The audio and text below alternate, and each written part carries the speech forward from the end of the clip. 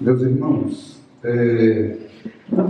nós estamos fazendo uma série de pregações acerca do tema fazer discípulos. O presbitério de Campina Grande definiu como sendo esse a nossa meta para esse ano. Não só pregar sobre isso, como conversar individualmente, cada pessoa. A gente precisa tomar esse tema, fazer discípulos, de uma forma muito séria. Nós precisamos levar a sério esse tema, fazer discípulos. Por que levar a sério esse tema? Porque nós entendemos como sendo a ordem que Jesus nos deu. Ele deu tanta ordem para a gente, mas a última ordem que ele deu, antes dele voltar para o Pai, ele reúne os discípulos, ligeiramente antes de ser assunto aos céus, e ele dá aquela ordem: ide e fazei discípulos de todas as nações. Ou como Marcos disse, ide pregar o Evangelho a toda criatura. Essa missão de fazer discípulos, de pregar o Evangelho, de ensinar a guardar as coisas que Jesus ordenou, é uma ordem muito especial para a igreja. A igreja foi fundada por Jesus Cristo com essa missão, com esse objetivo. A primeira pregação é a pregação que Beguinha fez com o tema Segue, sobre o seguir Jesus, sobre o preço de seguir Jesus. A segunda pregação foi ministrada por mim, uma introdução a esse material que eu estou aqui nas mãos, que está disponível para vocês baixar na internet, essa apostilazinha chamada Fazer Discípulos. E foi uma fala sobre o que é um discípulo. Então, para a gente entender o que é fazer discípulos, a gente tem que relembrar bem o que é um discípulo. O que é que o Senhor Jesus pensa sobre o que é um discípulo? O que é que Ele quer para a vida de um discípulo? Quais são as características de um discípulo? Teve uma terceira pregação, que foi a da semana passada, que é fazer discípulos de todas as nações. Então não é fazer discípulos de qualquer jeito, em qualquer lugar, do jeito que você quiser, é fazer discípulos de todas as nações. E hoje nós vamos para a parte mais especial dessa série toda de pregações, que é como Jesus fez discípulos. Esse é o tema da pregação de hoje. Como Jesus fez. Para fazer uma pregação, o que Jesus fez em 3 anos e meio, para falar só da sua obra, sem contar com o que ele fez com toda a sua vida, ele passou 30 anos criando um exemplo. Por 30 anos, Jesus foi o filho que o pai sempre sonhou. Jesus foi o filho que toda mãe queria ter. Jesus foi o amigo que todo mundo espera encontrar.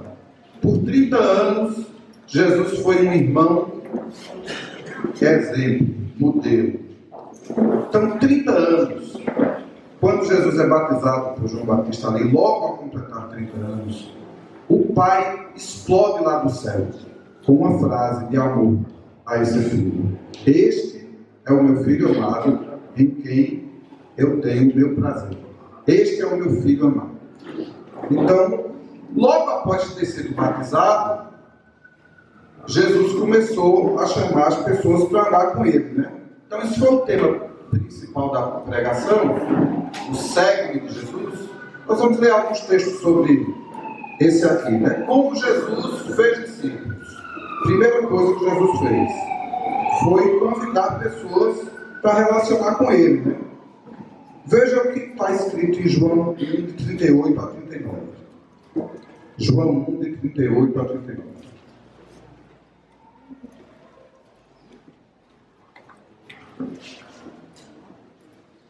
Diz assim a palavra de Deus: E Jesus, voltando-se e vendo o que o seguiam, disse-lhes: O que vocês estão procurando? E eles disseram: Rabi, onde o Senhor mora?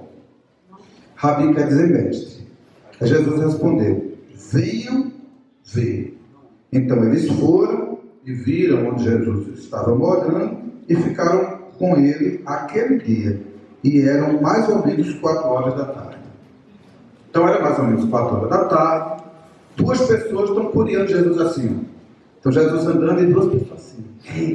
Assim perto. Por que eles estavam curiando Jesus? Porque eles eram discípulos de João Batista. Batista. E João Batista já tinha dito para eles assim, ó, eis o Cordeiro de Deus que tira o pecado do mundo. Então está ali João Batista fazendo discípulos com pessoas que ele amava, que ele ensinava, mas ele sempre dizia, vai chegar um aí, que eu não sou digno de amarrar essa sandália dele. Ele é maior do que eu estou batendo vocês com água, ele vai bater vocês com fogo. Então, de repente passa alguém e João Batista diz, olha aí, o Cordeiro de Deus que tira o pecado do mundo. Então esses dois ficam ali curiosos, seguindo Jesus assim. Aí Jesus, percebendo que tinha alguém atrás dele, ele disse, o que é que vocês estão procurando? Aí eles disseram, tu mora onde? Onde é que tu mora? Então Jesus podia ter dito assim, ó, primeira à direita, segunda à esquerda, pega ali depois da sinagoga. Jesus podia ter dado, mas o que foi que Jesus disse? Vem e vê. E ali Jesus inaugura o seu modelo de discipulado. Venha e veja. A coisa que nós mais esperamos como igreja é que a gente não transforme o discipulado numa reunião, num estudo bíblico, num encontro para estudar um livrinho. Nós precisamos que o discipulado seja igual ao de Jesus. Que o discipulado seja... Aqui a primeira coisa que esses discípulos fizeram foi ir na casa de Jesus. E passaram ali, era 4 horas da tarde, e passaram o resto daquele dia com ele. Então, fica a dica. 4 horas da tarde, né? Procure saber onde é a casa do seu discipulador e vá lá. Leve um pãozinho, um mussarelazinho, um pacote de cuscuz. Vim fazer companhia. Vim fazer um negócio aqui. Ou então não leve nada, com uma comidinha dele. Né? Depois, na outra semana, você chama ele para ir na sua casa, no meio da sua. Agora, o que é a coisa mais importante aqui? É relacionamento. Jesus chamou para perto de si e chamou para ver. Venham e vejam. Diga isso comigo. Vem e vê. É a frase principal do discipulado. Ensinar pelo exemplo. Uma vez, aquele menino chamado Paulo disse assim, sejam meus imitadores como eu sou de Cristo. O escritor aos Hebreus também diz assim, olhem para os pastores de vocês e imitem a fé que eles tiveram. Então, é imitar. Uma vez Paulo escreveu a Timóteo, diz assim, você tem seguido de perto o meu modelo. E Jesus muitas vezes disse, faça como eu fiz, siga o meu exemplo. Então é muito importante andar perto para ver. Andar perto para aprender pelo exemplo. Então, por favor, se você não consegue ter uma relação assim com alguém, ore, busque, insista, perdoe o que tem que ser perdoado, esqueça o que tem que ser esquecido e siga nesse alvo. Eu preciso que alguém ande comigo e eu preciso andar com alguém. Eu preciso que minha vida seja uma vida de relacionamento. Se não é assim, está errado, tem que mudar. E se não dá certo de jeito com essa pessoa, vamos arranjar outra. Mas não vamos criar discipulados de nome, discipulados de reuniões. Pode até ser um encontro, um jantar junto, tá ali 5, 6 pessoas juntas, porque Jesus nunca ficava sozinho com uma pessoa só. Esse primeiro momento teve 2. Aí foi chegando mais gente, foi chegando mais gente, foi chegando mais gente. O tempo todo ele estava com 3, 4, 5, 6, 7. É muito raro Jesus ter um encontro com uma única pessoa. É muito raro. Jesus estava sempre bem acompanhado. Então, não quer dizer que você tenha que ter um encontro exclusivo com alguém. Pode ser até um encontro coletivo. Mas precisa gastar tempo juntos, vendo a vida, convivendo, fazendo coisas juntos.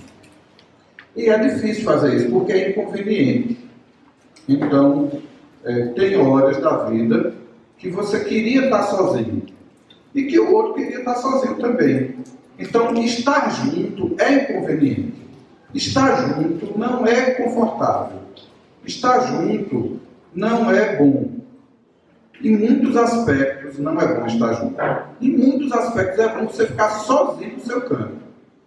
Minha avó dizia assim, boa romaria faz quem em sua casa está em paz. Esse negócio de e andar só, de ficar só, é muito confortável para preservar o eu. Porque quando eu abro minha vida para estar com o outro, eu sou muito exposto. Os meus defeitos são expostos. Os meus limites são expostos. Mas eu preciso exatamente disso, eu preciso dessa exposição. Porque aqui, como o único mestre perfeito absoluto é Jesus, todos os demais aqui somos aprendizes nessa escola. Foi a primeira aula da gente sobre discipulado. É que um discípulo é um aprendiz.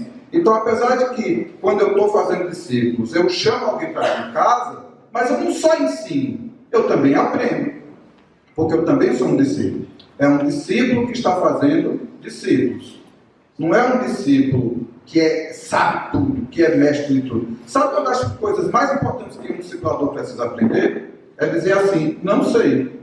Então, há muitas perguntas que alguém vai fazer para a gente, e a gente tem que olhar assim na pessoa e dizer, não sei, vamos orar. Aliás, eu acho que um dos maiores erros do discipulado é quando a gente aprende demais. Que em vez da gente dizer, vamos orar, a gente tem resposta para tudo. E a pior coisa no discipulado é quando o discipulador tem resposta para tudo. Porque nem ele ora, nem ele convida os discípulos a orar. E uma das coisas mais importantes nesse discipulado da gente é buscar ao verdadeiro mestre, que é o Espírito Santo.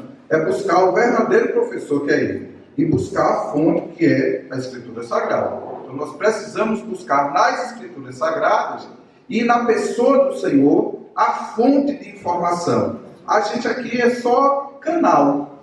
A fonte toda é ele. Então, quando um de nós se sente o canal principal, se sente o mestre, se sente a fonte de ensino, isso é um problema muito grande. É quando você faz uma relação invertida de verdade e autoridade. A relação é assim, ó. A autoridade está na verdade. O contrário não é verdadeiro. Seria assim, a verdade está na autoridade, como se a autoridade estivesse sempre certa. Então, quem se sente assim, eu mando e eu estou sempre certo, ele incorre muitos erros. Eu tenho que pensar assim, ó, a verdade, que é a palavra de Deus, e a pessoa de Jesus é a autoridade. Que nós somos apenas servos uns dos outros. Não é uma relação onde quem tem um sabe tudo mandando no outro. É uma relação onde a gente vai conviver junto. Inclusive com nossos erros, com nossas limitações, com nosso lundum, com nossas caras feias, né? Então, dormir na casa uns dos outros. No outro dia, cedinho, quando acordar, não tem quem acorde do jeito que foi deitado. Sempre a gente acorda mais belo, mais bonito, renovado, descansado, né? E essa convivência mútua vai levar a gente a ver isso de perto, né? Tem um outro texto em Marcos 3, de 13 a 14, que fica também bem claro como Jesus fez. Marcos 3, de 13 a 14.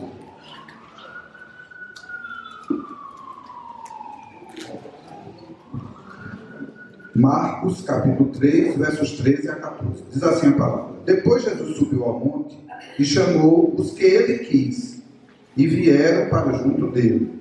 Então designou 12, os quais chamou de apóstolos. Agora ele chamou esses 12. Eu tinha um bocado de gente que já andava com ele aí. Ele chamou 12 em especial para ficar mais junto dele. Aí o que é que ele disse para esses 12? Para estarem com ele e os enviar a pregar. Tem uma expressão que terminou virando uma marca da gente por muitos anos, que vem disso aqui, ó. Jesus chamou 12 para estar com ele. Então isso era um slogan assim, ó, vamos estar juntos? Vamos estar juntos? Vamos fazer alguma coisa juntos? Vamos estar na casa uns dos outros? Então a gente deve buscar um ambiente em nossa vida, em nossa casa, que haja espaço para isso. E à medida que o tempo passa, uma das coisas muito ruins que acontece com o tempo decorrido é que algumas pessoas frequentam a casa do outro, mas nunca abrem sua própria casa, nunca criam na sua casa um ambiente onde aquilo que ele aprendeu a vida toda, ele agora vai ensinar. E isso gera um problema, isso gera um gargalo. Isso é igual a pirâmide quando dá errado. Sabe essas pirâmides? Você compra um negócio, aí se você levar 2 amigos, você ganha uma comissão de 50%. Aí se esses 2 amigos levarem mais alguém, você ganha a sua comissão só para 60%. Aí, meu amigo, chega uma hora que acaba esses amigos no mundo. É tão bom essa promessa, que aí por que aqui fica uma pirâmide?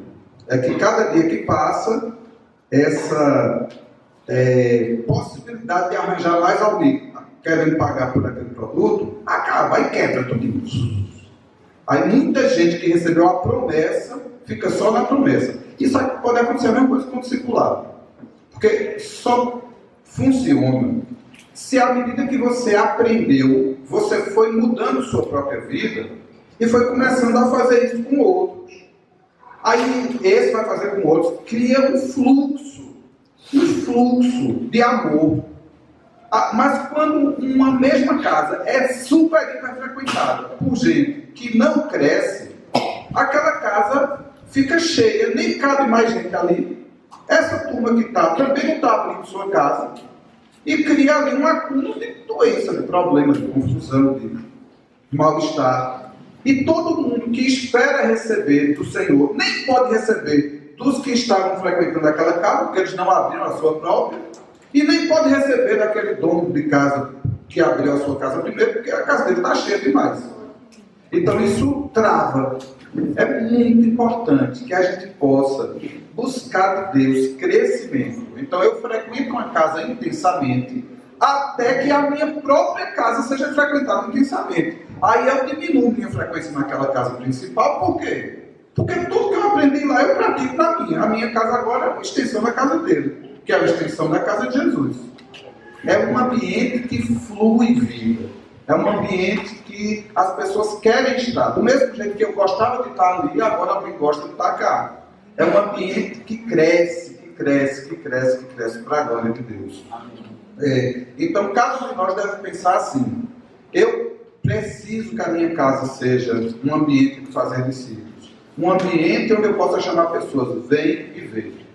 Venha para perto de mim. Então, essa transformação do ambiente onde eu vivo, para que ele se torne um ambiente adequado para a vida, um ambiente adequado para que discípulos sejam multiplicados, para que a vida de Jesus flua. Não é um ambiente perfeito. O único ambiente perfeito é o céu. Aqui na terra é tudo atrapalhado, mas é um ambiente onde Jesus está ali com perdão, com graça, com renovo. Então, quando eu tomo que a autoridade está aqui na verdade, a autoridade está nas Escrituras Sagradas, então, como diz o povo da terra da gente aqui, o pau que está em Chico está em Francisco. Certo? O Francisco apanha, coitadinho. Sabe? Mas é assim, ó, essa régua aqui, ela não é só a régua que o pastor usa para bater nos irmãos. Ela é a régua que os irmãos usam para bater no pastor também. É a mesma coisa, as Escrituras Sagradas.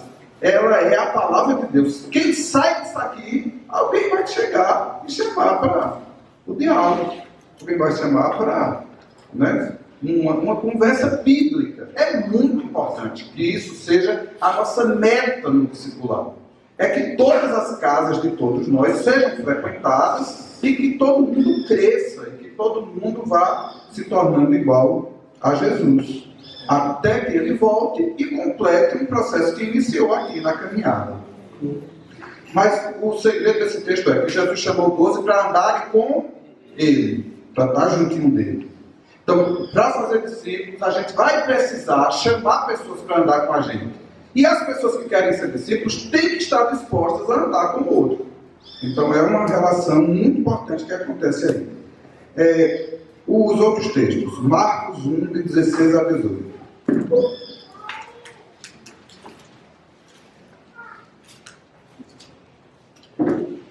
Esse Beguinha explicou bem direitinho, eu não vou explicar muito.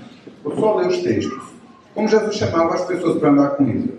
Em Marcos 1, de 16 a 18, Jesus diz assim: ele viu os irmãos Simão e André que lançavam a rede ao mar, porque eram pescadores. E Jesus lhes disse: venham comigo, e eu farei com que vocês sejam pescadores de gente. Eita, Beguinha, eu gostaria mais dessa tradução, viu?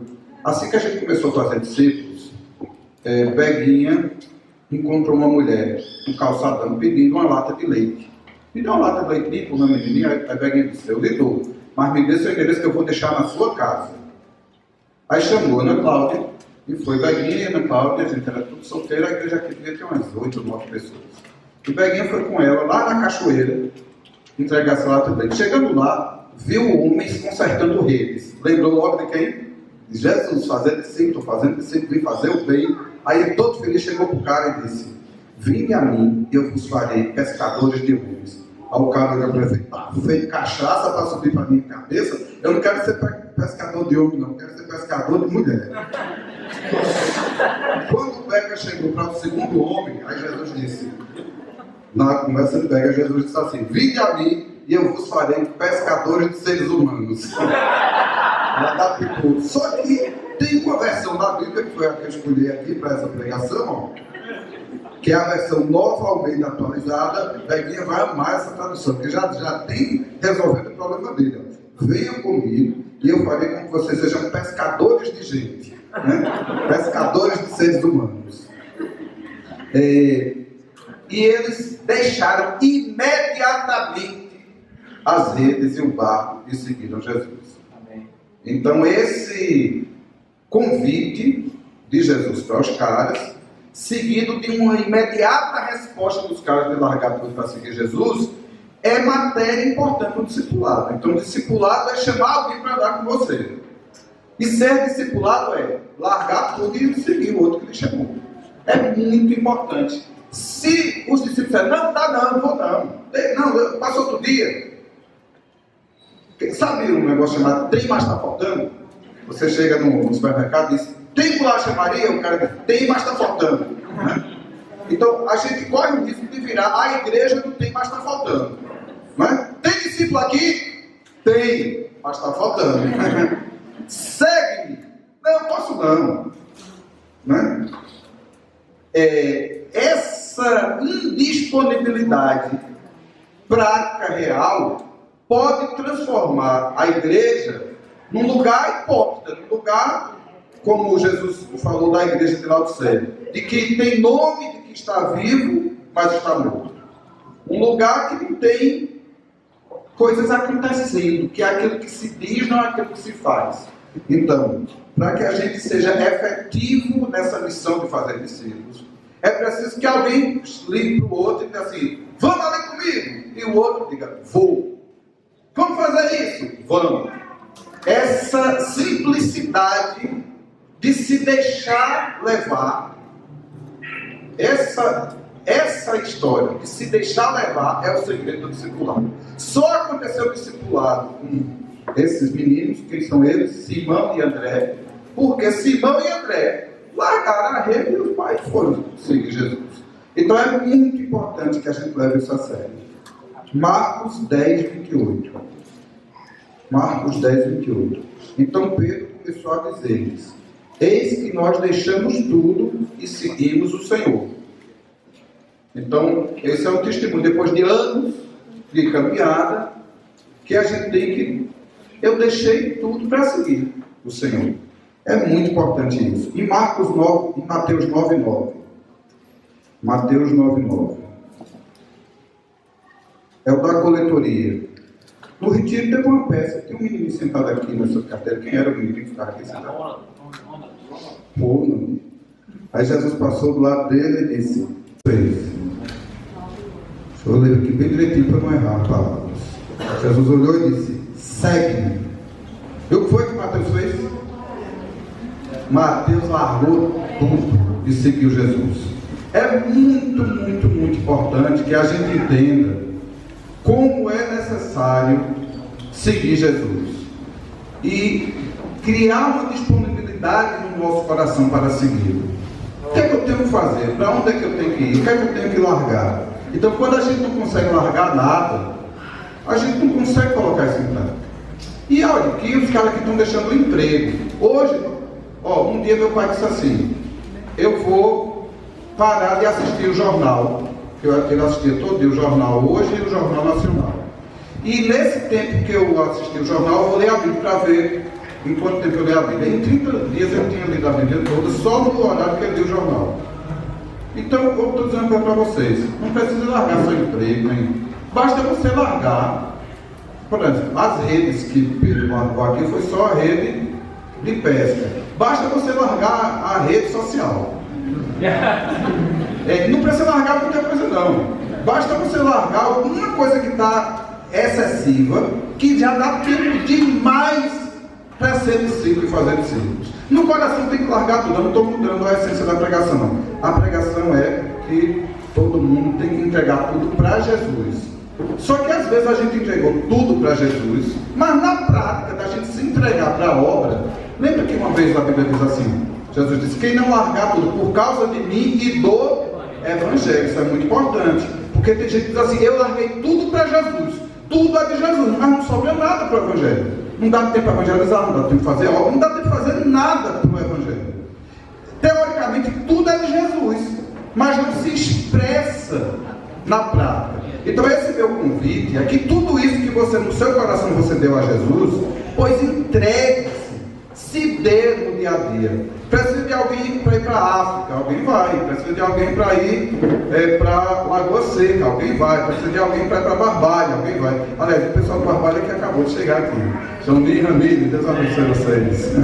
Então é muito importante a gente entender que só existe um discipulado prático no discipulado OLX, você tem que desapegar. Desapega. Tem gente que é muito apegado. Outro dia, tem um apego que é natural, né? Outro dia eu chamei Jonathan aqui, e ele estava bem abraçadinho com a Daça, né? Bem abraçadinho ali, né? Eu, Jonathan, vem cá.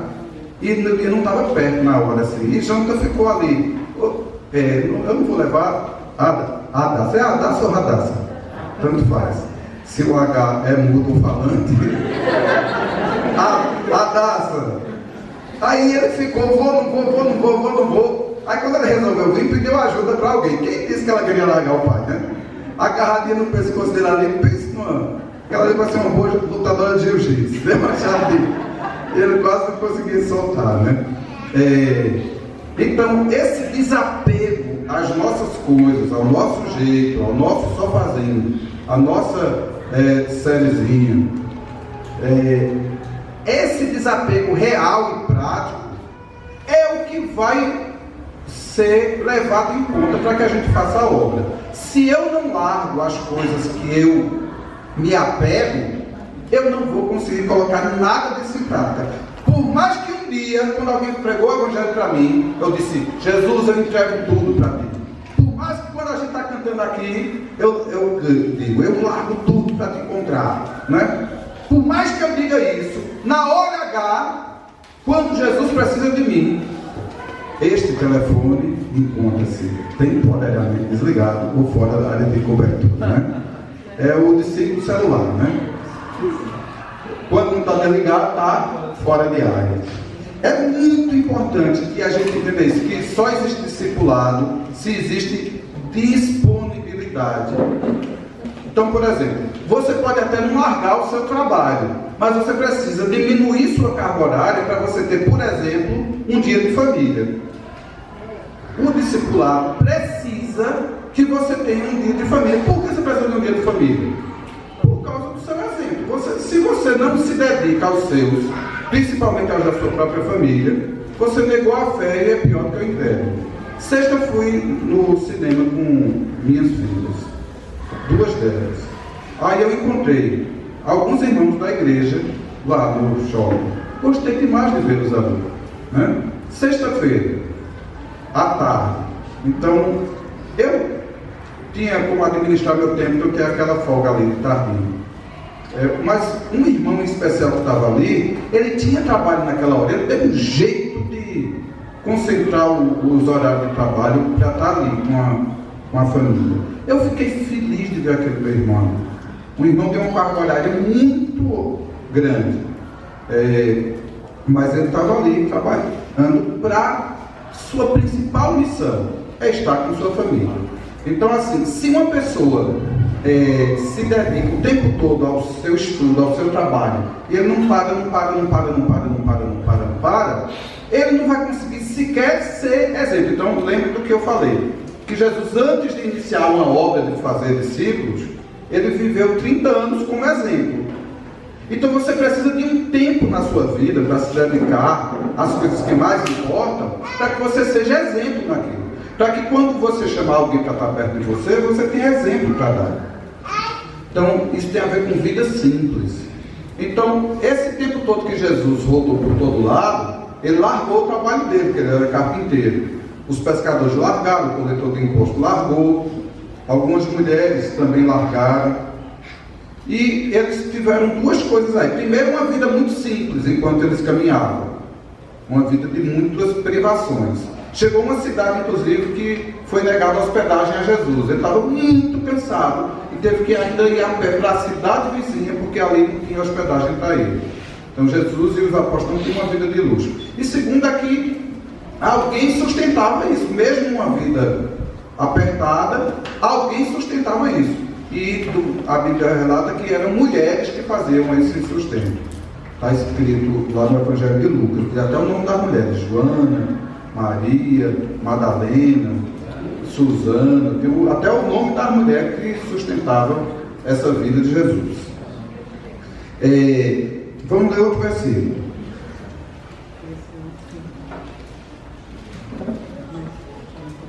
Lucas 18, 22.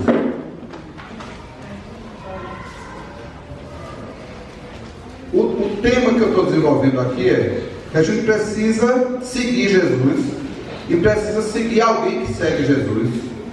E isso só vai acontecer se eu tiver disponibilidade. E eu só vou ter disponibilidade se eu tiver renúncia. Porque, gente, sempre vai ter uma horinha extra para eu ganhar um dinheirinho mais. Sempre vai ter uma nova pós. Não acaba não. Se eu tenho o alvo de ser rico, de ser famoso com o quê? Se eu sou um artista, eu vou me aperfeiçoar mais na arte. Se eu sou um cantor, eu vou ensaiar mais, eu vou cantar mais, eu vou tocar mais. Sempre eu vou ter coisas para fazer.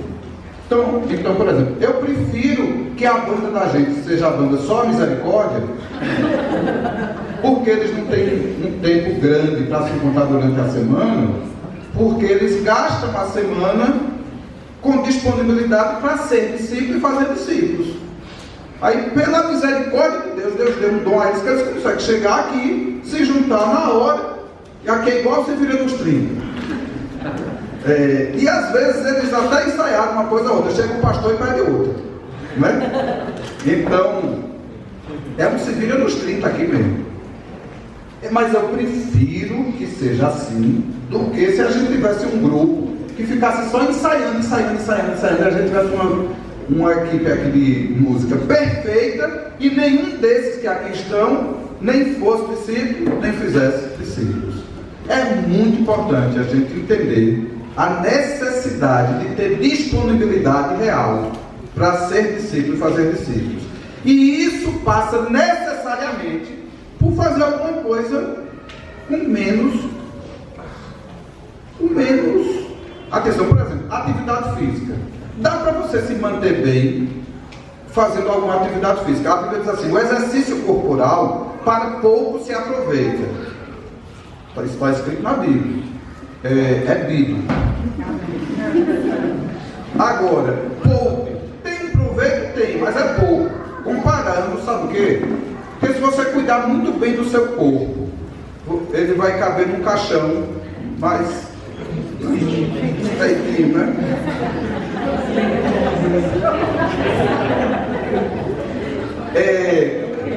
Um dia esse corpo, malhado ou não malhado, sarado ou não sarado, vai passar por tudo. Agora, existe algo em nós que o bicho não vai comer. Eu tenho 2 olhos. A maioria de vocês tem também, né? Esses 2 olhos a terra vai comer, não é? Nós temos um ditado popular. Esses olhos que a terra há de comer. Mas eu tenho outros 2 olhos que a terra não vai comer nunca. São os olhos espirituais. São os olhos que vê Jesus. Na hora que esse corpo descer para a sepultura, esses 2 olhinhos vão ver a glória. Vão ver o que eu hoje imagino. Vão ver o que eu hoje desejo. Então, estar com o Senhor.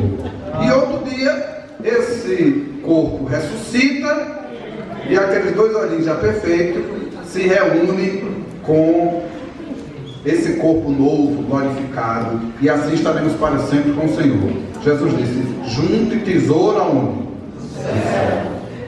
Malhe, não o seu corpo apenas, malhe sua alma, malhe seu espírito, não é? Então é muito importante a gente entender isso, porque mesmo que você faça alguma atividade física, module. Dá para fazer um pouquinho menos, dá para dormir um pouquinho menos, dá para comer um pouquinho menos, dá para conversar um pouquinho menos. Se você fizer uma economia assim, ó, de coisas que você faz, mesmo sem largar, você pode fazer muito para o Senhor. Mas há gente que diz que quer, que gostaria de ser discípulo e fazer discípulos, mas se enrola com coisas, vai se enrolando. Aquela pregação dos 4 solos, né? O terceiro solo tem todos os elementos que o 4º solo, que é o que dá fruto. Qual a diferença do terceiro para o 4º solo? É porque tem outras coisas ali semeadas, é uma terra muito boa, e a palavra de Deus está ali, mas tem tanta outra coisa ali ao redor, que aquele solo produziu uma semente boa, uma árvore boa, mas sufocada pelas outras árvores que nasceram ali. Então, aí Jesus interpreta que esse terceiro solo diz, é a fascinação das riquezas, é os cuidados da vida, são as ambições, são os cuidados do mundo, é uma série de coisas que vai concorrendo com a palavra de Deus e a torna infrutífera. Então corre o risco da gente ser a igreja do tem, mas está faltando, porque tem tantas outras sementes plantadas junto e crescendo junto que sufoca a palavra do reino. Qual o convite de Jesus para mim e para você aqui? Segue-me, largue tudo para me seguir. E isso não é uma coisa teórica nem mental, isso é uma coisa prática. Isso vai se traduzir dentro da sua casa, na minha casa, vai se traduzir a gente de modo prático, servir uns aos outros, amando uns aos outros, indo para casa uns dos outros. Agora, isso é a base do discipulado, é a convivência, é gastar tempo junto. Só existe discipulado se tiver tempo junto, e só existe tempo junto se tiver conveniência. Tem que ser no sacrifício, tem que ser no sacrifício. O tempo ideal, sonhado, esperado, no dia da aposentadoria, não acontece não. Quando a pessoa se aposenta, ela está cheia de neto, e neto dá mais trabalho que filho, é muito. 12 filhos gera 10 netos, fácil. 4 filhos gera 200 netos, 220 netos. Então é muito importante a gente entender que disponibilidade é renúncia. Disponibilidade não é e se. Esse se não chega nunca. Eu tenho que criar uma disponibilidade. Eu falei de coisas de você fazer menos. Outra coisa que você pode fazer é fazer durante, é fazer simultaneamente. Então, já que você está na academia, fala de Jesus lá. Já que você está no curso de inglês, fala de Jesus lá. Já que você está na pós-graduação, fala de Jesus lá. Outro dia um amigo meu estava fazendo pós-doutorado em anatomia. E a professora dele, uma das professoras dele, não acreditava em Deus. E ela estava estudando com eles o coração, a anatomia do coração. E ela disse para ele assim, que o coração é uma coisa tão perfeita que parece que ele foi criado para não morrer. Que a doença vai chegando e ele vai se curando até o coração parar. Ele trabalhou muito para sobreviver e com muita capacidade de autorregeneração. Então, quando ela terminou de falar tudo isso para ele, na sala, era uma sala de aula, aí ele levantou a mão e fez, professora, posso dizer uma coisa? A professora disse, pode. O coração é assim porque ele realmente foi feito para não morrer. Deus não criou o homem para morrer, não. Deus criou o homem para viver, para ter... Foi o pecado que trouxe a morte. A morte é uma intervenção por causa do pecado. Aí a professora ficou tão perdidos. Como é que uma aula de pós-doutorado em anatomia, então o camarada aí falando? Mas terminou a aula, ela foi surpreendida com aquela fala. Aí terminou a aula, teve uma outra aula prática assim, e ela chamou ele para conversar. E aquela conversa se tornou uma conversa sobre vida, sobre perdão, sobre tantas outras coisas, né? Então, qualquer um de nós, mesmo estando numa carga de horário que não pode ser reduzida, mesmo estando num tipo de atividade que não pode ser melhorada, mas naquele trabalho eu posso fazer tudo girar ali para a glória de Deus. Amém? Amém. Agora, o que foi que Jesus fez com os discípulos quando estava com eles? Mateus 5, de 1 a 2, tem uma história bem interessante. Em Mateus 5, Jesus subiu em quê? Jesus subiu no monte. E os discípulos fizeram o quê? Se aproximaram dele e se sentaram aos pés dele. E ele passou a fazer o quê? Passou a ensiná-los. E ele disse o quê para os discípulos? Só que até que está lá atrás sabe dizer. Foi o que Jesus disse para os discípulos, lá em Mateus 5. Sabe? As bem-aventuranças. O resumo é esse. As bem-aventuranças. Então, aquele ensinamento de Jesus, que ele começou com as bem-aventuranças, depois foi para todo Mateus 5, 6, 7, era o que Jesus fazia espontaneamente. Ele não estava lendo, ele tinha aquilo tudo de memória. E ele ficava ensinando e repetindo. Então é muito importante que a gente perceber que uma das coisas que tem que ter no discipulado é ensino. Tem convivência, tem ensino pelo exemplo, tem estar junto, mas precisa de ensino. E esse ensino aqui de Jesus era um ensino bem prático, era ensinando a viver. Perdoe, ore, ame, sirva. Se alguém bater num lado, ofereça o outro. Se alguém levar a capa, dê a túnica. Se alguém quiser dar uma milha, ande duas. Então há um ensinamento de Jesus para o dia a dia. Em Lucas 4,15 aparece Jesus ensinando também.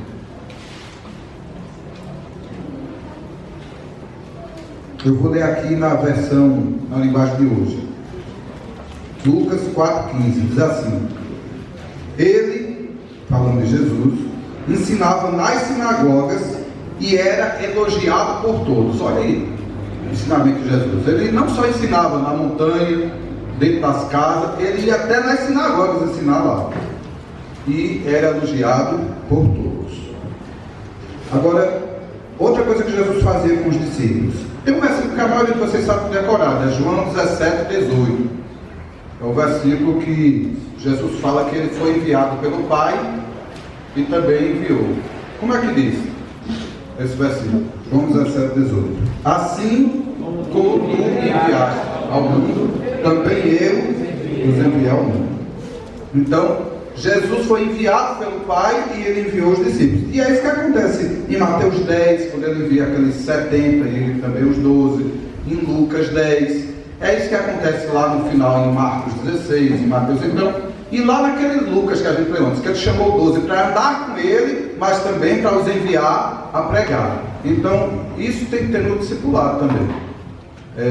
Não é que eu estou fazendo muita ponte do que tem que ser, mas o objetivo dessa pregação, a de hoje, é principalmente olhar para como Jesus fez. Na próxima, a gente vai procurar um pouco mais sobre o que a gente deve fazer, o que a gente pode fazer e o que a gente está fazendo. Mas hoje, pensar mais em como Jesus fez. Então, ele ensinou os discípulos e ele enviou os discípulos. Outra coisa que Jesus fazia o tempo todo, com os discípulos do lado e ensinando os discípulos a fazer. Marcos 1, de 14 a 15. Quando Jesus chegava num lugar, o que era que ele dizia para as pessoas? Marcos 1, de 14 a 15. Depois de Jesus ter sido preso, depois de João ter sido preso, Jesus foi para Galileia. Olha o que ele fez na Galileia. Pregando o Evangelho de Deus, dizendo: o tempo está cumprido e o reino de Deus está próximo. Arrependam-se e creiam no Evangelho. Então Jesus pregava o Evangelho. Então onde Jesus chegava, o que ele dizia? O reino de Deus chegou. O reino de Deus chegou, se arrependa e creia no Evangelho. Evangelho é boa notícia, é boa nova. Existe uma boa notícia. A boa notícia é que o Deus Todo Santo e Todo Poderoso, o único capaz de colocar a gente no inferno, porque Ele é o único que tem autoridade para fazer isso, Ele já tem a sentença contra nós, que é a morte do inferno. Tenha por certo que a sentença contra nós está declarada, porque o salário do pecado é a morte, e todos pecaram e estão destituídos da glória de Deus. Mas aprove a Deus em sua misericórdia criar um plano de salvação. Então isso é uma novidade. Todos os povos precisam saber, todas as pessoas precisam saber que tem jeito para elas. Por que alguém se suicida? E aumentou tanto a taxa de suicídio, esses crimes, né, que o cara mata a esposa, depois se mata por causa de uma paixão, de um desespero, de um ciúme, de um chifre. E sabe o que é o Evangelho? O Evangelho é: tem jeito para chifre, tem jeito para pecado, tem jeito, tem remédio. Imagina, o cara chegar na farmácia: tem remédio para chifre? Tem. Jesus Cristo no coração. Ele é o autor do perdão. Se você foi traído, você pode perdoar, porque Jesus lhe perdoou. Jesus é a fonte de perdão. Tem jeito para casamento ruim, tem jeito para filho ruim, tem jeito até para morte. Eu escolhi a palavra certa para dizer, eu ia dizer outra coisa. Me lembrei da pregação de Luciano. Tem jeito até para morte. Por que tem jeito para morte? Porque a gente vai ressuscitar. Então, quem crê em mim, disse Jesus, ainda que esteja morto, viverá. Tem jeito, tem esperança. A pior pessoa da igreja na Bíblia, que eu acho, né? Pode ter outro pior, mas do que a Bíblia descreve sobre as pessoas, qual é a pior discípula que apareceu na igreja? A Jezabel. Por isso que ela era discípula, ela tinha dons, ela profetizava, mas ela adulterava com os irmãos da igreja. A criatura. Aí, o que é que Jesus diz sobre Jezabel? Jesus diz assim: eu dei tempo a ela para ela se arrepender. Se Jezabel, que é Jezabel, teve tempo para se arrepender, o Evangelho tem jeito, tem chance, tem tem esperança, amém? Tem esperança. Quando aquele homem com 400 mortes nas costas no presídio chega do lado do pastor Moisés e diz assim: tem jeito para a minha vida? Jesus pode dar um jeito em mim? Jesus pode me perdoar? Pode, porque Ele já pagou o preço na cruz, não só pelas suas 400 mortes, mas por todos os assassinatos, todos os problemas, todas as crises. Jesus pagou um preço por tudo. Então o Evangelho é isso: tem jeito, tem chance, e todo mundo é convidado, convocado a se arrepender e entrar no reino de Deus. O reino de Deus chegou, e chegou para quem não merece Ele, e chegou não para o justo, não para o religioso, chegou para o pecador, chegou para a prostituta, chegou para quem não tinha convite para entrar nessa festa. O reino de Deus é um grande banquete de casamento para o descamisado, para o marginalizado, gente que não era convidado para nada. Ninguém quer uma pessoa daquela. Imagina um homem que vivia nu, endemoniado, sem tomar banho, violando sepulturas, comendo os cadáveres. Os homens da cidade tentavam aprisioná-lo, mas ele rompia com todas as correntes. Se jogasse ele no fogo, ele saía dali vivo. Se jogasse ele na água, ele não se afogava. Pense num homem indestrutível, violento, terrível, vil. Chega num lugar. Quem foi que Jesus chamou para seguir? Foi esse homem. O endemoniado gadareno. Jesus expulsou os demônios dele. E num dia, Jesus fez uma coisa tão graciosa com ele, que transformou ele já num missionário, no primeiro dia. Ele disse: eu quero seguir você, Jesus. Não precisa não. Vá aos seus e fale o que Deus fez na sua vida. Jesus é poderoso para fazer. Jesus continua fazendo. Onde abundou o pecado, superabundou a graça. Jesus continua entrando em casas, em famílias, em nações. E nós somos então chamados a pregar o Evangelho, dizendo: o reino de Deus é chegado, arrependei-vos e crede no Evangelho. Outra coisa que Jesus fazia, colocava em prática aquilo que a gente pregou na semana passada. É que quando ele mandou pregar o Evangelho a toda criatura, esses 3 anos e meio, foi isso que ele fez. Ele não vivia parado no canto só, não, ele vivia rodando. Vamos ver Mateus 4, de 23 a 25. Percorria Jesus cidades, aldeias, tudo quanto era lugarzinho pequeno, grande e tal. Mateus 4, de 23 a 25. Jesus percorria toda a Galileia, ensinando nas sinagogas, pregando o Evangelho do Reino, curando todo tipo de doença, enfermidade entre o povo. A sua fama correu por toda a Síria. Trouxeram-lhe então todos os doentes, acometidos de várias enfermidades e tormentos, endemoniado, epilético, paralítico, e ele os curou. E da Galileia, de Decápolis, de Jerusalém, da Judéia e do outro lado do Jordão, numerosas multidões o seguiam. Aí, gente, isso tem que doer na gente. A gente tem que olhar para nós e dizer: cadê a multidão? Tem uma multidão a ser encontrada, tem uma multidão a ser curada, tem uma multidão a ser achada, tem uma multidão a ser pastoreada. Quando Jesus olhou para a multidão, disse assim: como eu queria, como uma galinha põe os seus pintinhos debaixo de suas asas. Diz que Jesus, ele doía nele, ele tinha compaixão daquelas pessoas. A compaixão pelas almas perdidas, isso tem que arder em nós. Era assim Jesus. Mateus 9, de 35 a 36. Além disso que é descrito em Mateus 4 e Mateus 9, tem outra descrição. Diz que Jesus percorria todas as cidades e aldeias, ensinando nas sinagogas, pregando o Evangelho do Reino, curando todo tipo de doença e enfermidade. E ao ver as multidões, Jesus se compadeceu delas, porque estavam aflitas e exaustas, como ovelhas que não têm pastor. Então, quando você estiver num ônibus, quando você estiver num local que tem muita gente, na feira, no supermercado, lembre que aquelas multidões estão exaustas, aflitas, e Jesus está dizendo: vinde a mim, vocês que estão cansados e sobrecarregados, e eu vos aliviarei. Satanás vai fazer de tudo para roubar nossa mente, que a gente esteja num canto pensando no outro, esteja num dia pensando no outro, ou a gente está pensando no ontem com suas amarguras, ou no amanhã com suas ansiedades, e deixa de olhar para os lírios do campo, para as aves do céu, para uma multidão faminta. A gente deixa de olhar para o que Deus está fazendo e pode cooperar com Ele. Eu tenho um amigo que ele me manda uma mensagem todo dia. Ele é um grande modelo para mim. Todo dia ele me manda uma mensagem, uma foto. Ele está no aeroporto, aí ele não só entrega o documento dele ali para o cara imprimir o bilhete.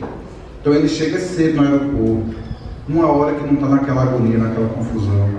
E ele fala de Jesus para aquele atendente. E pede para o atendente fazer uma oração entregando a vida a Jesus. E o cara faz. Aí ele diz: deixa eu botar um selfie com você aqui. Aí manda selfie para mim.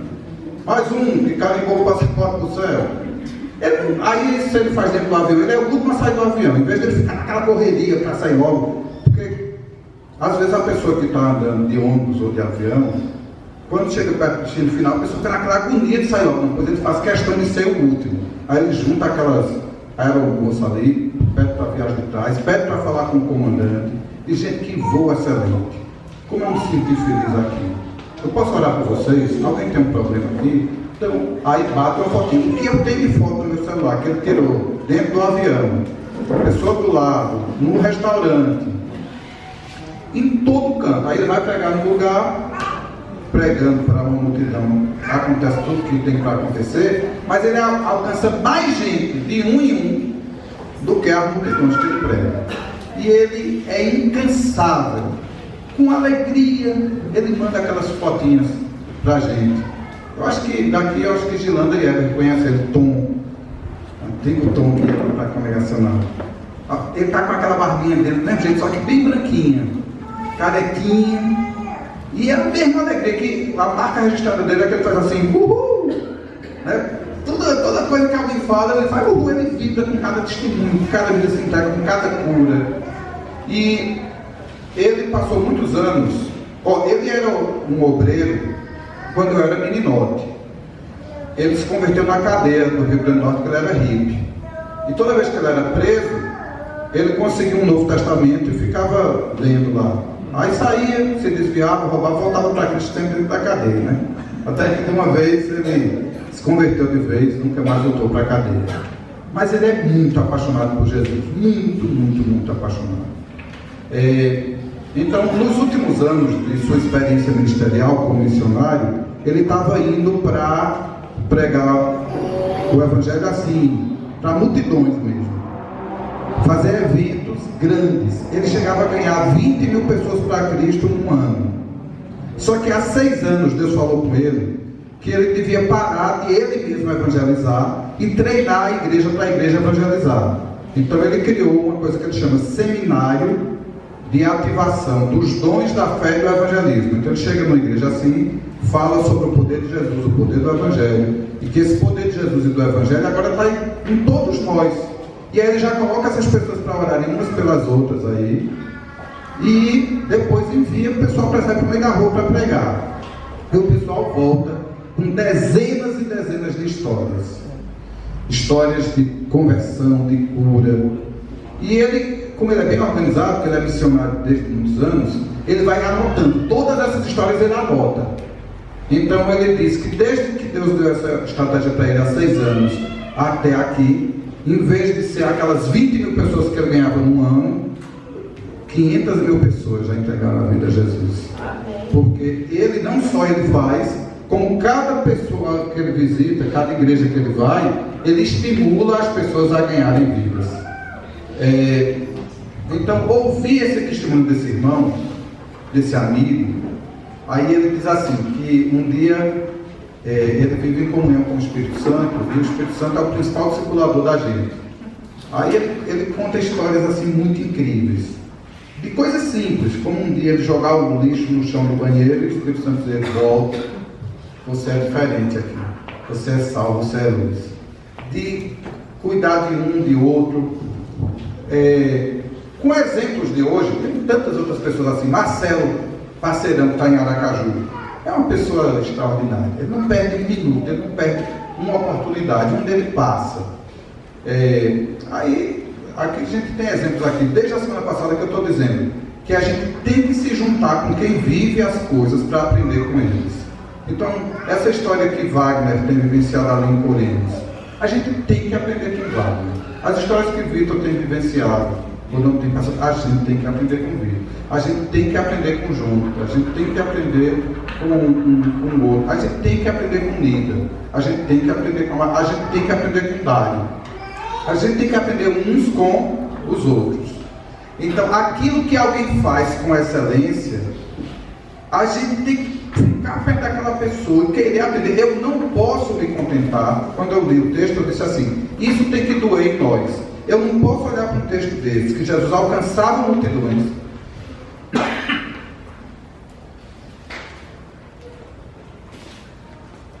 Jesus alcançava multidões. Eu tenho que olhar para mim e dizer, cadê a minha multidão? Cadê as pessoas para eu alcançar? Quem eu estou alcançando? Agora tem essa multidão. No lugar onde você estuda, no lugar onde você trabalha, na rua que você passa, no bairro que você mora. Multidão existe. Nós precisamos alcançar essa multidão.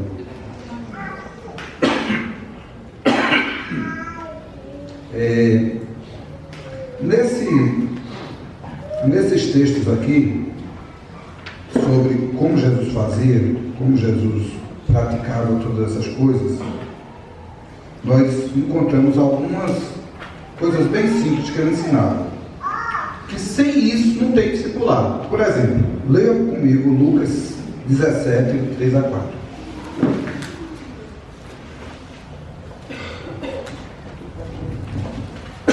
Lucas 17, 3 a 4.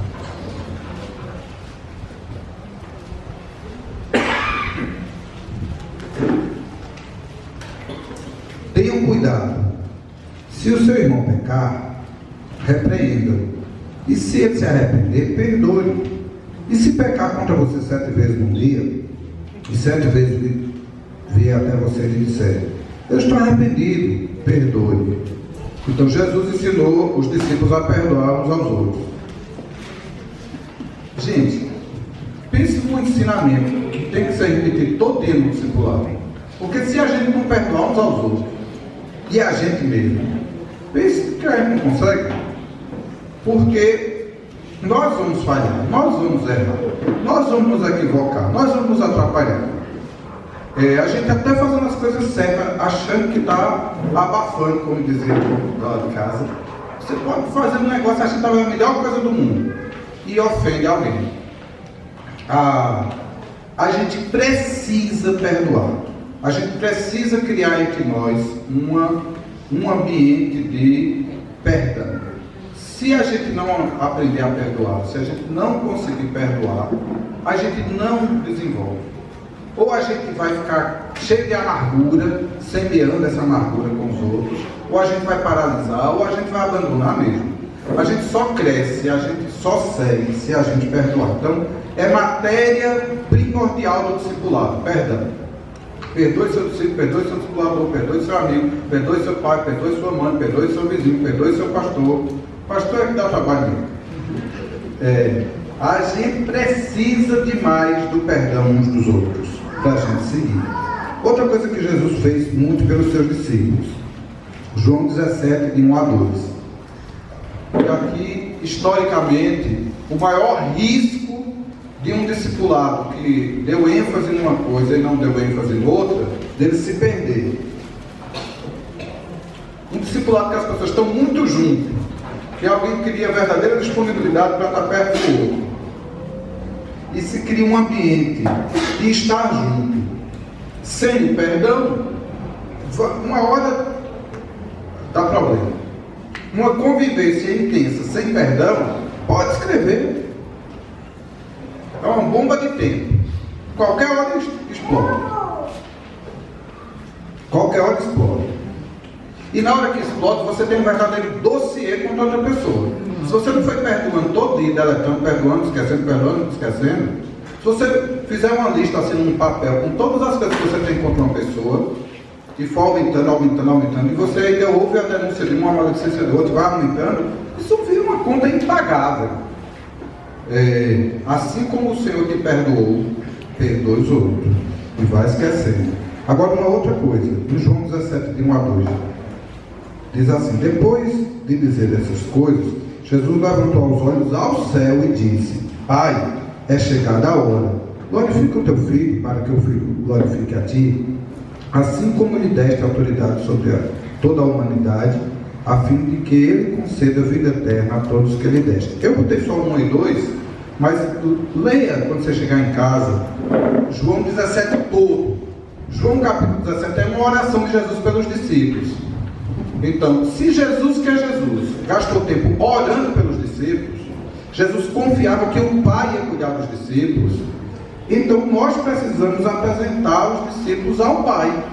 Então, uma das principais coisas que nós podemos fazer uns pelos outros é orar uns pelos outros. Então, Jesus não só orou, como ele ensinou a orar. Então, muitas vezes, Jesus se retirava para orar.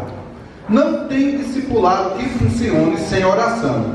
Sem oração não tem graça. Sem oração, pessoas que convivem intensamente, sem uma vida de oração, buscando graça de Deus, buscando a presença de Deus, fica estranho, fica pesado. Gente, é impossível seguir 1 ano, 2 anos, 3 anos de discipulado sem oração. A oração é o que sustenta um discipulado. O discipulado é um milagre, é antinatural.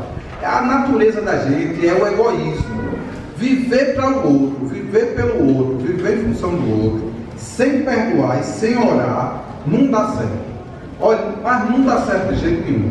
Ou a gente está orando uns pelos outros, porque quando a gente está orando uns pelos outros, a gente cria um relacionamento diferente com a pessoa.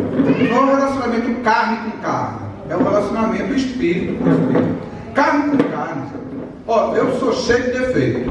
Minha carne só tem problema. A do outro também. Quando junta os dois, tudo pode acontecer. Tudo de ruim pode acontecer. A gente tem que ter um ambiente de oração. Então Jesus ensinou os discípulos a orar, inclusive aquela oração chamada Pai Nosso, que é uma oração cotidiana, né? O pão nosso de cada dia nos dá hoje. Então, ali ele já dá uma oração indireta.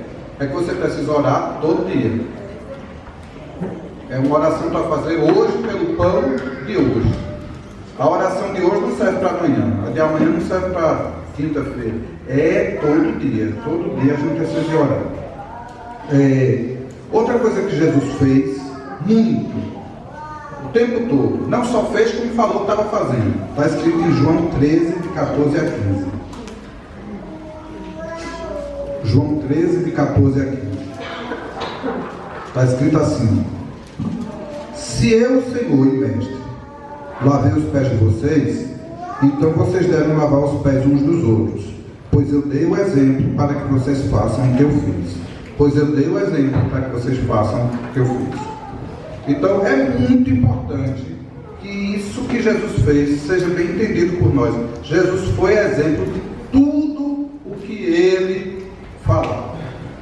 E a gente tem que correr atrás disso. Na hora que eu perder o exemplo, eu tenho que pedir perdão. Na hora que eu fizer qualquer coisa errada, eu tenho que reconhecer que eu errei e pedir perdão. Vou dar um exemplo para vocês aqui. Olha comigo. Eu avisei aqui sobre a semana de oração, a última semana de oração inteira, a próxima é dia 20. E eu disse uma coisa assim, às vezes eu digo uma coisa em tom de brincadeira, e eu até pedi, a Luísa estava bem aqui.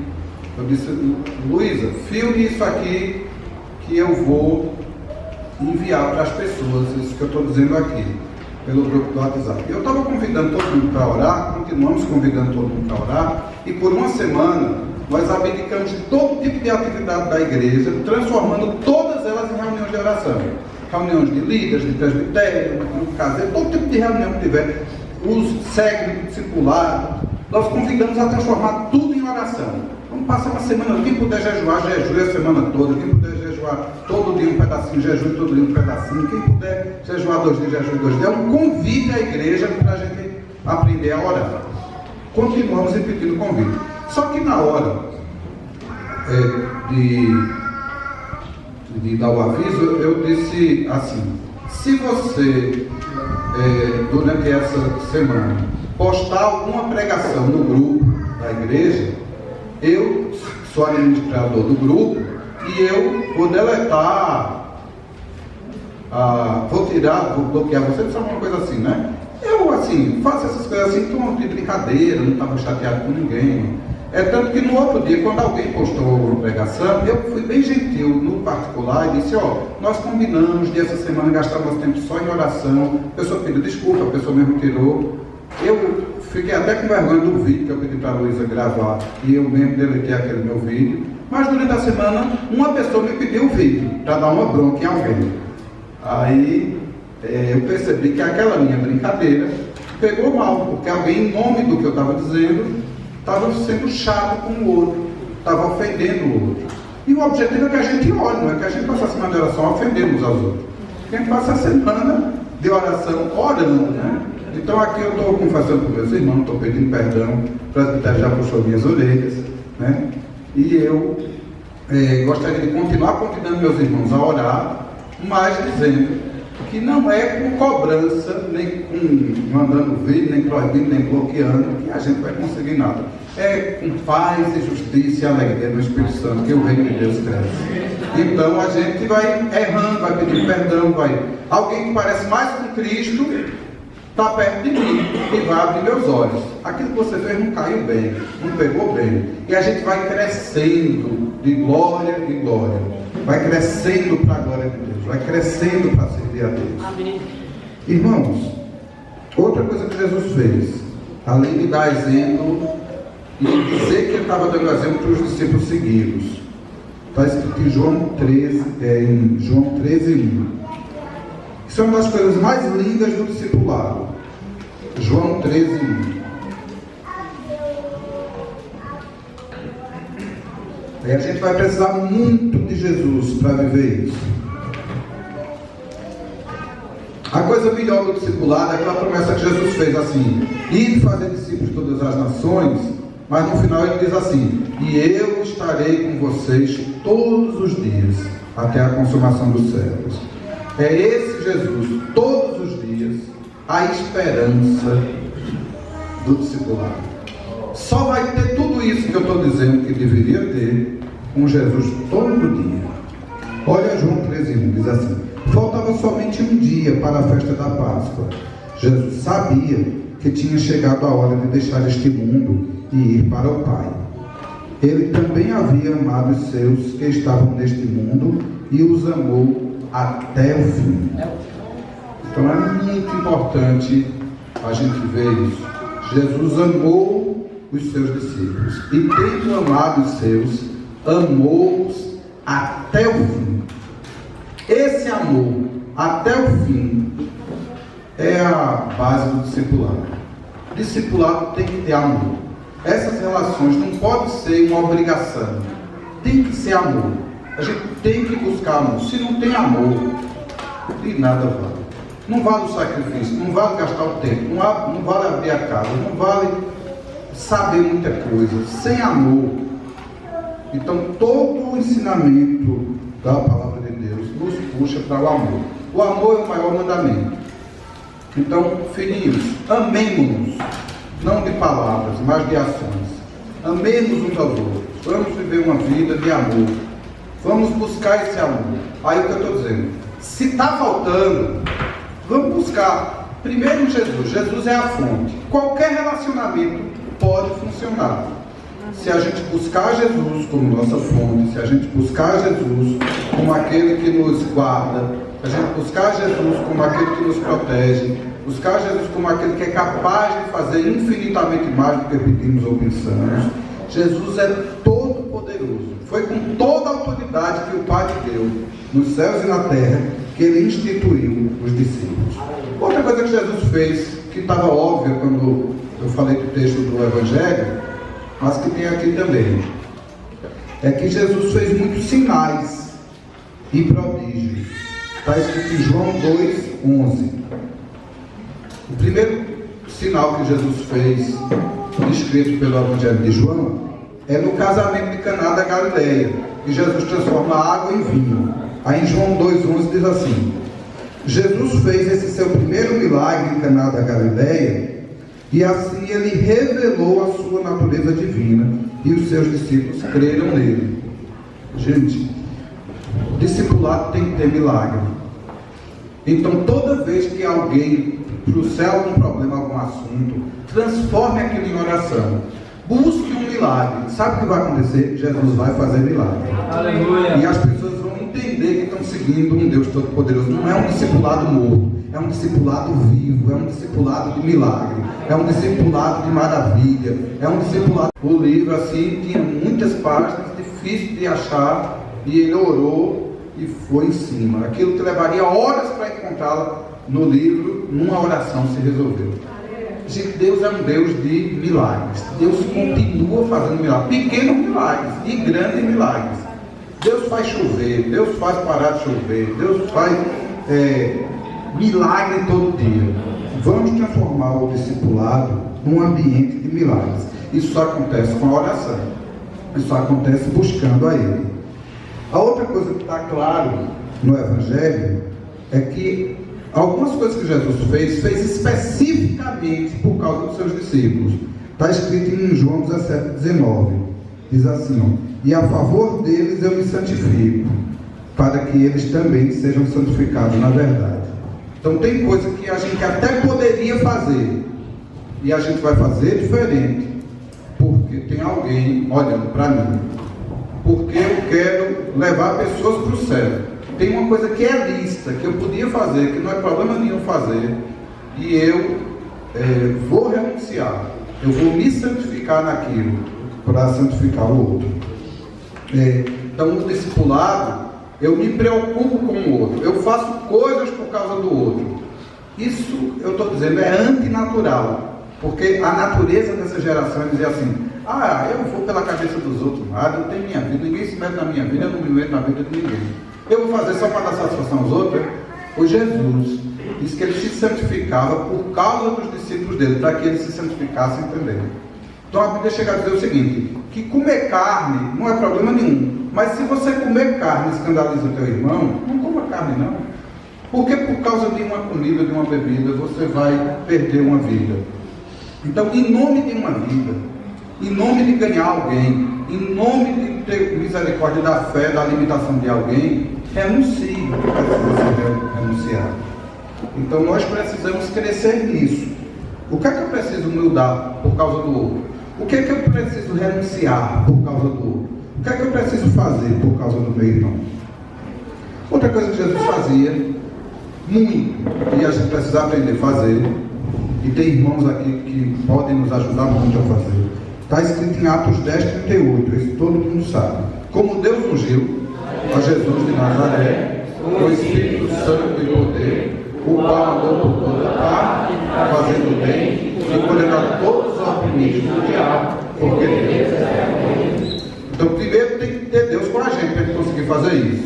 E depois é a gente andar por toda parte fazendo bem e curar os oprimidos do diabo. Irmãos, fazer o bem. Essa semana um amigo meu foi convidado para ir numa casa que tinha um endemoniado. Quando ele chegou lá, tinha um policial, outro homem forte, o amigo dele, tentando segurar o homem pequeno assim, e ninguém segurava ele. E esse meu amigo, ele é maior do que eu e mais forte que Beguinha. Um amigão grandão assim, certo? Ele sentou em cima do cara. E o cara, seguro pelos outros. Olha, eu se fosse um demônio, eu saio ligeiro. Um homem daquele sentado em cima. Homem grandão assim, ó. Pois o baixinho demoniado levantou ele. Aí ele tentou uma coisa, tentou outra, não conseguiu. Aí pediu para o policial algemá-lo. Se isso aqui, se ele soltar a mão dele, a gente apanha fácil aqui. Aí depois que algemou o cara, poderoso para viver isso em nós. Bom, tem muita coisa ainda para ser dita num outro momento, principalmente sobre como os apóstolos fizeram. A gente já viu a ordem de fazer discípulos, agora viu como Jesus fez discípulos. A próxima pregação sobre esse assunto, quando Deus permitir, é sobre como os apóstolos fizeram isso, como a igreja obedeceu essa ordem de Jesus. E é muito curioso que Jesus disse uma vez para os discípulos assim: vocês não podem aprender tudo comigo não, porque vocês não estão preparados não. Agora quando eu for, eu vou enviar o Espírito da verdade, e ele vos guiará a toda a verdade. Aí ele receberá do que é meu e vou lá de anunciar. Então tem detalhes que os apóstolos fizeram e que a igreja fez, que Jesus não fez, e que serve demais para a gente.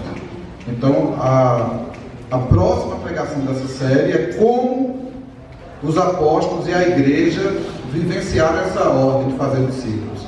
E a última é uma aplicação para nós. Bom, vamos encerrar aqui essa palavra. Depois eu vou orar um pouquinho aqui com vocês sobre isso.